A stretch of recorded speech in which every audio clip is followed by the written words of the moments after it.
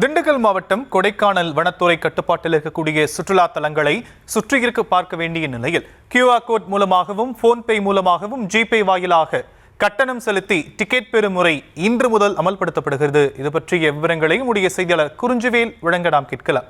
குறிஞ்சிவேல், விவரங்கள். நிச்சயமாக திண்டுக்கல் மாவட்டம் கொடைக்கானல் வனத்துறை கட்டுப்பாட்டில் அமைந்துள்ள குணா குகை, தூண்பாறை, மோயர் சதுக்கம், பைன் மரக்காடுகள், பேரிஜமேரி ஆகிய பகுதிகளுக்கும் செல்வதற்கு வனத்துறையிடம் கட்டணம் செலுத்தி டிக்கெட் பெற்ற பிறகு சுற்றுலா பயணிகளை அனுமதித்து வந்தனர். இந்த நிலையில் இன்று முதல் QR கோடு மூலம் போன்பே, ஜிபே போன்ற பரிவர்த்தனைகள் மூலம் சுற்றுலா பயணிகளை கட்டணம் செலுத்தி உள்ளே அனுமதித்து வருகின்றனர். மேலும் தற்போது முதற்கட்டமாக போக்குவரத்து நெரிசலை கட்டுப்படுத்தும் விதமாக 2 இடங்களில் தனித்தனியாக QR ஸ்கேனர் மூலம் பணம் பெறப்பட்டு அதற்கான சீட்டு வழங்கப்பட்டு வருகிறது. குறிப்பாக பசுமை பள்ளத்தாக்கு பகுதி ஒரு இடமும் அதிலிருந்து சுமார் 300 மீட்டர் தொலைவில் அமைக்கப்பட்டுள்ள மற்றொரு இடமும் இந்த பரிவர்த்தனை நடைபெற்று வருகிறது. மேலும் வனத்துறை பணியாளர்கள் ஒளிபெருக்கி மூலமாகவும் QR மூலமாகவும் பணம் செலுத்தலாம் என தெரிவித்து வருகின்றனர்.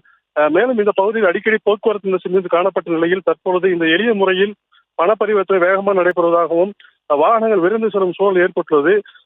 இது தொடர்பாக வார இறுதி நாட்களில் இது குறித்தான புதிய நடைமுறை எந்த அளவிற்கு சாத்தியமாக உள்ளது என்ற ஒரு நிலையும் தற்போது தெரிய வருகிறது.